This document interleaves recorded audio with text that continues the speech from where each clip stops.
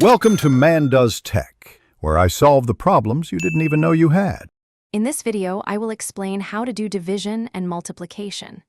Let's start with multiplication, which is essentially a quick way to perform repeated addition. Imagine you have 3 groups of 5 apples. Instead of adding 5 plus 5 plus 5, you can simply multiply 3 by 5 to get a total of 15 apples.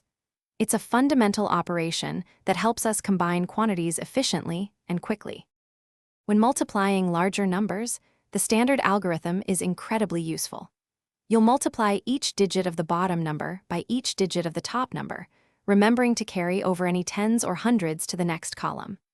This systematic approach helps break down complex problems into simpler steps, ensuring accuracy even with numbers like 23 times 47, which equals 1081. Now, let's move on to division, which is the opposite of multiplication. Division helps us split a total quantity into equal parts.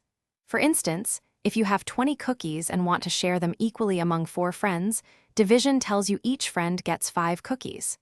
We call the number being divided the dividend, the number doing the dividing the divisor, and the answer the quotient, sometimes with a remainder.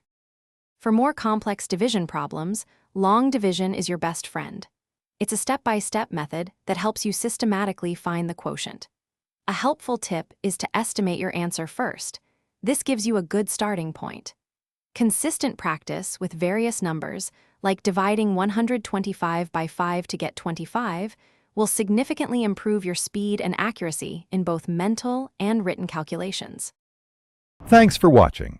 If you found this helpful, don't forget to like and subscribe.